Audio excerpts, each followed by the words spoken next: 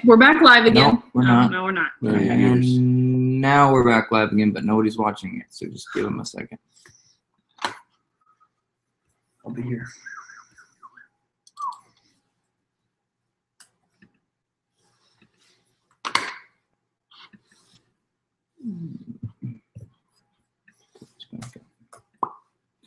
Got it.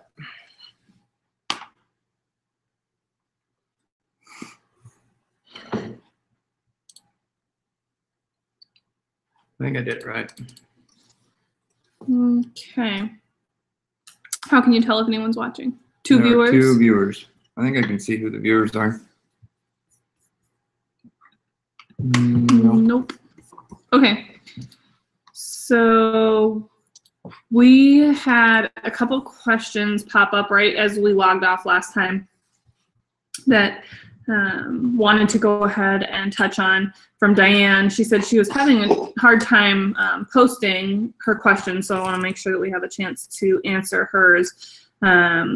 She said, question, have you heard of a puppy parvo shot given at 3 weeks? I want to add a new puppy to our family, but am concerned about their previous dog, Mackenzie, having had parvo 8 months ago on their property. She said, my understanding is that the puppy could have 3 vaccines a week, 9 weeks, and she should be protected until her next shot. Any opinion or experience with that? So Peter said that he... So what so Neopar is the product that some breeders give at like 3 weeks of age. It's not a widely used vaccine outside of the dog breeder world. So I'm probably not a big fan of it. Parvo is everywhere. So you literally, my joke is you could go to Walmart and pick up Parvo on your feet any time of the day. I mean, it's a very ubiquitous virus. It's not easy to kill. It's really stable in a normal environment. So it's to say, well, we want to have a dog over vaccinated to get, to prevent that. It's really hard to do that. But the other thing you have to think about too with a puppy. So if you're getting a puppy, from a maternal antibody standpoint, so that mom is going to pass both through the placenta and through the milk, through colostrum, is going to pass on antibodies to that puppy. And those antibodies are going to protect that puppy from parvo. So depending on mom's level of antibodies, anywhere from 8 to up to 16, 18 weeks. And so the typical recommendation, and the way that I do it in my practice, is we vaccinate every 3 to 4 weeks from 6 to 16 weeks. So wherever that dog fits into that, that's kind of a very vague, but not every dog walks in. Some breeders may have given them at 6 weeks, some breeders may have given them at 7 weeks. So how do we go from there? Basically every 3 to 4 weeks, hitting that 6, 9, 12, and 16 weeks. But what happens is, so mom has really high antibodies, they're dropping off like this, and then you're trying to come along with vaccinations and bring that antibodies actually up above that puppy's, or up above what mom was providing for that puppy. There's also some other maternal antibodies will actually block out your first couple of vaccines. There's some deeper science to that. But so for the most part, if you're hitting those puppies every 3 weeks, then you should be okay. I have taken puppies that we knew we were sending back into environments that parvo was a big risk. I've taken those puppies and done like a vaccine every 2 weeks. There's no harm in doing that. But that's on a rare occasion, and that's when we're trying to make sure to get ahead of that. But like I say, parvo is really hard to prevent just from how widely available it is in the environment. And realistically, in a well-vaccinated female dog that's first shot at 6 weeks, mom's antibodies actually completely block that out. I mean, you can, and sometimes even at 8-week puppy shots, mom's antibodies are just taking care of that. But we never know, right, how well they transfer through the placenta, how well. So we always give those vaccines as a safety precaution as well. But would you say there's anything that you can do bringing that new puppy into your home, which you know that you had a dog that was parvo positive previously, to reduce the risk of that puppy getting parvo? I really don't. I Bleach the backyard. Yeah, well, problem is bleach doesn't work in organic material, and dirt's organic. So, I mean, there's really not a great way to do that. I mean, The only thing disinfects organic material would be like heat, sunlight. Yeah. And so, but then you go to, but then it's, because it's an envelope virus, it's really stable in light. So you disinfect your whole yard, you go to Walmart or the grocery store and you pick up the parvo and you bring it home again. So it's just a never ending cycle. So I think just making sure that you're, in the puppy that you're talking about, I would vaccinate that puppy every 3 weeks, probably, like let's say it was done at 6 with the breeder, and then you would do 9, 12, 4, or 9, 12, 15, and I would even push that out to 19 weeks or so, 18, 19 weeks. So, but that's the way that I would do it. Your own veterinarian may have a different way of doing that, but if that dog was presented to me in my clinic, that's probably how I would go about that. And then the healthier you can keep your puppy, the stronger their immune system is going to be, and that if they do contract parvo, and I think the other thing too, noticing that dog's lethargic. So I had a puppy at one time, and I'm probably the worst person to bring a puppy home, because I get exposed to those things, and that happens. And I had a puppy, and I could still remember it was on a Saturday. I was doing a surgery on a dog, and I heard him, and I'd had a bunch of really bad, nasty parvos that had been at the clinic, and he came to work with me every day. So I just knew we were in that time frame. He was about 10 weeks old, that he was susceptible. And I'd been vaccinating him every 2 weeks. And I can still remember the day I heard him start vomiting in the office, and I was like, oh, this is not good. And sure enough, he was positive for parvo. And so, it happens even to me. We're trying to get ahead of that, but maybe their immune system doesn't respond the way it's supposed to. That is a vaccination. Really the real word is immunization, and that's giving a vaccination to a dog and the dog providing an immune response, assuming that their immune system responds, that there's no maternal antibody blockage, that combines with a good response and is an immunization. But we run into that problem, for various reasons of how do we get around that. And like I said, that dog had the same problem, or ended up with parvo too. The other thing to consider with parvo is, in general, a 3 to 7 day virus. You're not going to go, I got my dog better in 12 hours. No, they typically still have to go through that whole process of getting really sick and going through that regardless of how bad. So being very mindful of that very early on and treating that dog usually makes a big benefit, though, in making sure they stay alive. Don't wait. Correct. Because dehydration is what kills them. They're vomiting and they're having diarrhea, and they can't keep up with that. And the thing that kills them, secondary to that, is bacterial infections, because their GI tract is so damaged. Because it is a virus. It has to run its course. Yeah, it has to run its course. There's no antibiotic that's going to stop it. Like I said, we do get secondary. Z-Pack for puppies yet? No, it's not going to do anything. It's just a matter of giving supportive care. Supportive care, yep, 100%. So, okay. So there's been some questions on our previous live video questions, and then on the new video. So I'm going to go back and forth a little bit. Charles had replied that she eats Beneful, open bowl. I'm assuming that means like a free feed schedule, so she's not on a set amount. She has great muscle tone, very ripped in her front shoulders and hindquarters, just a lot of rib cage showing. So I would ask you if you. This is the pointer, right? It's a pointer, Brittany. Or is it a Brittany? It's the pointer that is. Hold on, I'm trying to keep track of who it is. Yeah, English Pointer burns so much energy. She just seems so skinny. I guess I would ask what your take would be on potentially changing dog foods. I don't know specifically on the formula of Beneful that you are feeding, but I know that we mentioned that we feed the Purina Pro Plan. I'm not saying you have to switch to that, but the food that we feed is a all life stages sport formula. It's 30% protein and 20% fat. So it's really high in protein and fat. And I'll talk to that. I think, I don't have a problem with Beneful. I think it's produced by Purina. I don't have a problem with Purina Chow, dog chow. I think those Purina as a company typically has a lot of research behind all their foods. They're not going to create junk foods. Do they use different quality of grades? Do they do things? Beneful typically is a advertised dog food. They use dyes, they use colors. That makes a cool commercial. But when I'm looking for a dog food to feed a working dog, I'm looking for a dog food that is got a whole lot more protein and a whole lot more fat than Beneful. Beneful, when we look at it, is if they're going to market that dog food, it's made for that dog that sits on the couch all day long, not that dog that goes out and runs, 6, 8, 10 miles during a hunting trip. And so I think I would look at, Purina's great dog food. Eukanuba, they've got some really good dog foods. I really like them. Something with a higher fat. And Higher protein fat, and content. that's the thing. It's not that. I mean, you can feed a 16% protein and a 10% fat, 5% fat. There's a lot of formulas that are like 26, 14. Yeah, I mean, 16. you can get a lot lower on those and it not be the quality of dog food and still be Purina Pro Plan.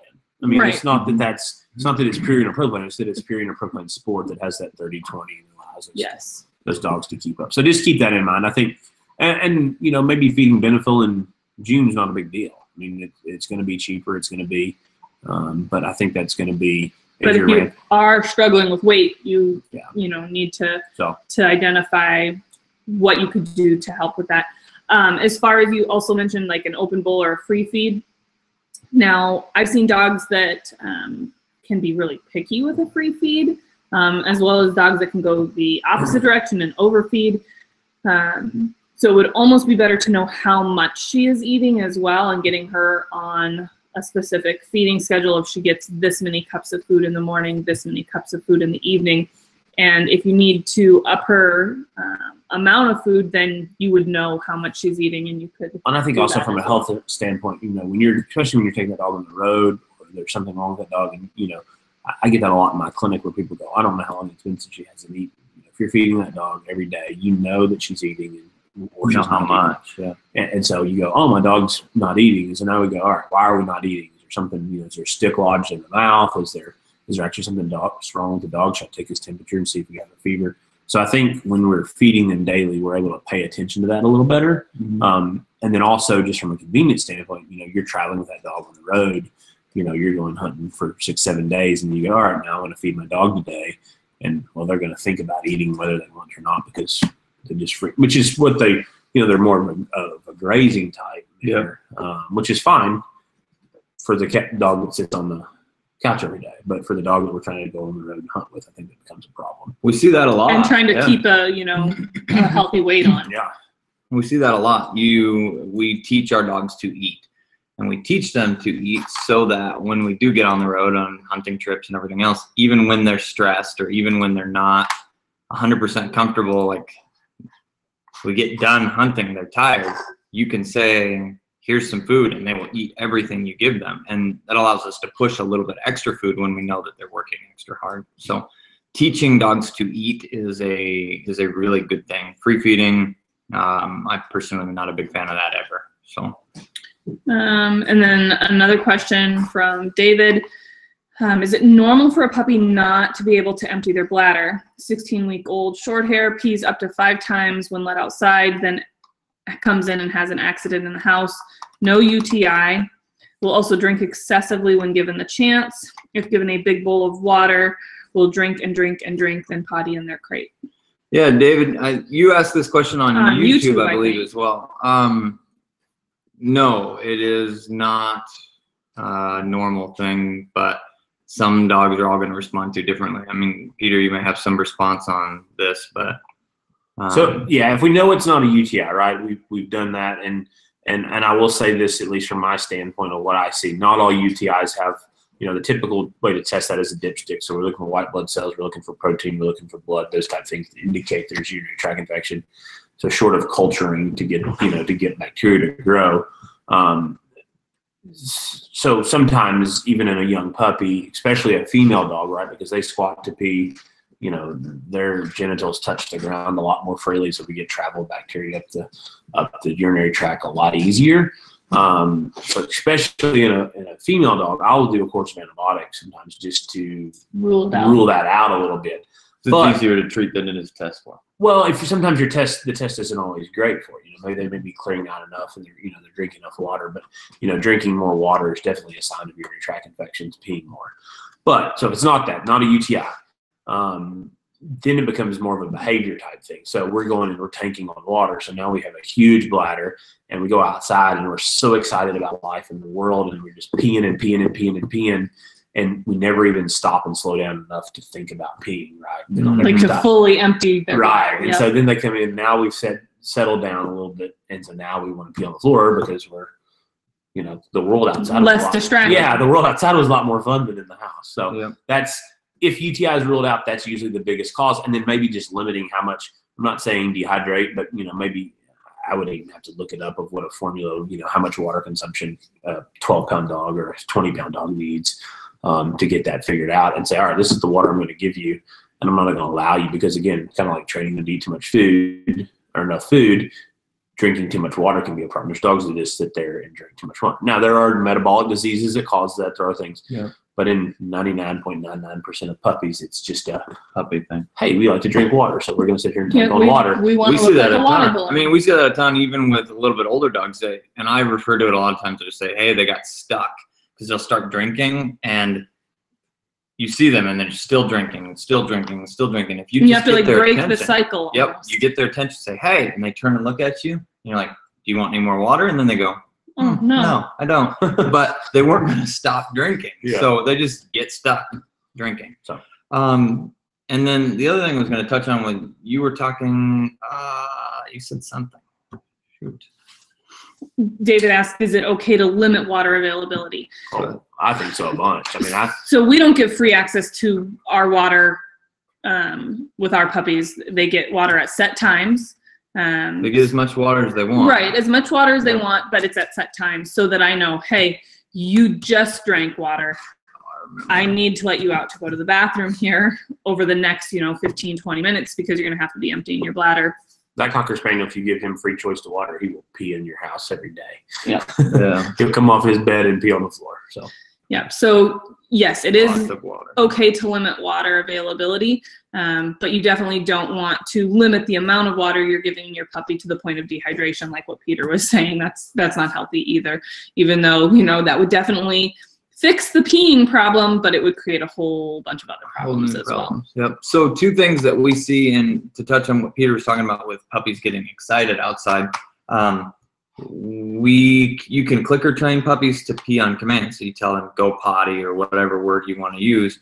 And then when they go potty, the big thing that we see a lot of people do is they say, oh, good girl or good boy, right when they start peeing. And then they go, oh, I did it right. And then interrupts the peeing process. So we try and hold that mark Praise. or reward or cue of saying good dog, the praise aspect of things like Kat said, by waiting until they finish peeing, then rewarding them. And that can kind of help to build that habit or develop that behavior of emptying their bladder better.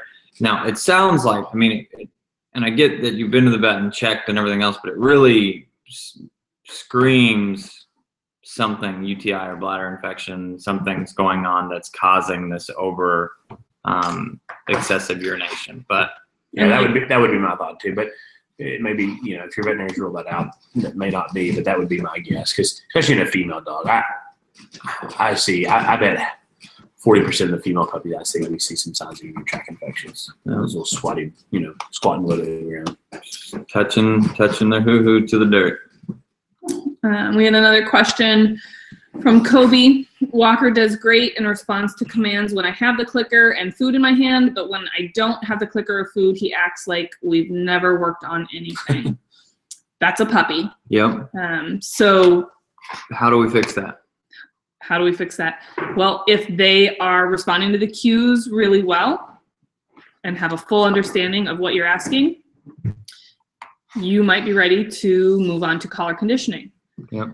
I'm not sure exactly what commands, cues that you're working on specifically right now with Walker, but once your puppy has and how old exactly is Walker? I think you've probably mentioned it in some of your other comments or questions before, but as you can see, we get a lot of questions, so keeping track of everybody's dog and their exact age is somewhat difficult, but if they have a full understanding of the behavior that you're working on, you can always start moving on to collar conditioning, which will then give you a way to hold that dog accountable basically to what they already know. But it's a completely normal response of a puppy that if you don't have that treat in your hand or the clicker and you're not in a controlled environment in a training situation, they have other things that they'd rather do, which is a big thing that we run into with people on social media, YouTube, everything like that. We'll post pictures of using e-collars in training, and we'll get people that hate us for it because we're using e-collars, and we call them collar haters because I feel that a lot of times they don't necessarily understand how the collar is being used. We're not using an e-collar as a form of punishment. We're not using the e-collar to teach the dogs anything. I'm using the e-collar to reinforce something that that puppy or that dog already knows, that we've already taught them using positive reinforcement. However, like you just said, if your puppy doesn't really want to work for a treat at the moment, and something is more exciting or interesting than paying attention to you, how are you going to get their attention and ask them to comply with something that they already know? That's where we can use an e-collar to redirect their focus. That is the benefit and downfall to positive reinforcement, is you have to have something the dog's willing to work for. And that reward has to be the highest level of excitement or whatever. I mean, they have to be paying attention to that 100%. The bait or the reward has to be good. And if you have a dog that has other things, especially, I mean, most baits are used that are food. If you have a dog that's not food driven, you need something else. And a lot of detection dogs and military dogs and all those, they use the game of tug of war as their one and only form of positive reinforcement, and the dogs live for that. If you have something that the dogs will live for, you can utilize that as positive reinforcement in all situations. But if you're relying on something that only keeps their focus for a little while, you're going to run into situations where if they have something that's more important, that's going to take precedence. But one thing that you can incorporate and a lot of people miss is variable reinforcement. Variable reinforcement. So you got to think about positive reinforcement training in the one great real world example, excuse me, is gambling. So you go and play a slot machine, and there's bright lights and they're exciting, everything else. You pull the thing or you push the button, whatever, and you win. You may win a couple dollars, the lights go off, everything. That's exciting, right? So you play again, you win. You play again, and then you lose, and then you lose, and you lose, and then you win. And that is your variability of reinforcement. Sometimes you win, sometimes you lose. And what you have to be able to determine, and this is different for every dog and every person, is how often they have to win in order to keep their focus. And you want to play to the edge of that. That is key. So if your dog can do 3 reps, and then you start to see them without a reward, you're just clicking and marking, and then you start to see them lose focus, you need to stay above that. So you're only doing 1 or 2 reps. But ideally, you could work through an entire string of things. Behaviors, yeah. Behaviors, yep. So ask them to kennel. And if you watch some of our videos, we do this a lot with Rogue, as well as— I think we did it with Quest in one of her progress report videos, yep, if I remember correctly. I'm pretty sure we did. And it showed that I had her kennel and then sit and then come and target my hand and then go back to the kennel and then sit and then target my hand. So she did like 6 or 7 different things, and then she got 1 food reward. Adding variable reinforcement is going to help. But again, in our opinion, the best way to build consistency with something that the dog already knows is with negative reinforcement. We use e-collars for that. Back to David said, thank you, great tips, makes sense that it's behavior, no UTI, and the blood work from the vet were good. So good, that's good. That is good. And I just wanted to mention one last thing. When we, it kind of sounds like we've determined that it is behavior, and it's important to keep in mind, not only in this situation, but in all training situations and behavior situations, anything that your dog is doing consistently, they're conditioning themselves to. Absolutely. So if you're giving your puppy the opportunity to tank up on water every single time, and then they come in and they pee on the floor every single time, if we allow this to keep happening without trying to interrupt that cycle and make changes, which it sounds like you're trying to make changes, you're reaching out, you're trying to find what's going on and what you can do to make those changes. But if you don't break the cycle, that's going to be the norm. And we want to help you break that cycle so that you don't have a puppy that goes from 16 weeks old to 6 months old that's still peeing in the house.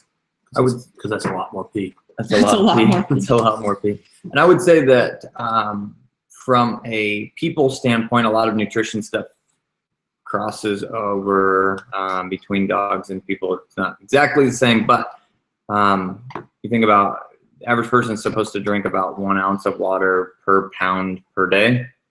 A half an ounce. Well, half an ounce. So 1/2 to 1 ounce of water per pound per day is going to probably come close, and then just monitor from there. And if they seem like they're dehydrated, you can look at urine concentration. If it comes out yellow, they probably need more water. But And then, of course, activity give you a good start. Yeah, level activity is level going to one. play a role. Just like if you're exercising hard and working hard, you're going to need more water. Same with the dogs. But in general, for a little puppy that's, you know, playing inside, playing outside a little bit, doing a little bit of training, they're not, you know, running a marathon in the field that they need to really rehydrate from. So Yeah, that and just dogs don't sweat, so they don't lose it quite the same, but and don't lose electrolytes like we do. But it's well, that would be a good start. Yeah. Try that in that range, and even just starting with regulating when your puppy gets the water, so you have a better idea of when they're going to need to go to the bathroom, even before you start cutting actual amounts of out. water. So Yep. Well, that looks like, I'll just double check to make sure there was no other updated questions, but I think that that will be all for this evening. Thank you again for signing back on with us one more time so we can answer a few more questions that we see we missed there. But thanks for watching, and we'll be back on maybe December 15th. So, it'll be pretty close. We have a little man hopefully here by then, but so we'll have to play that a little bit by ear, but we'll be we'll do back next another- month for sure. absolutely. Thanks, guys.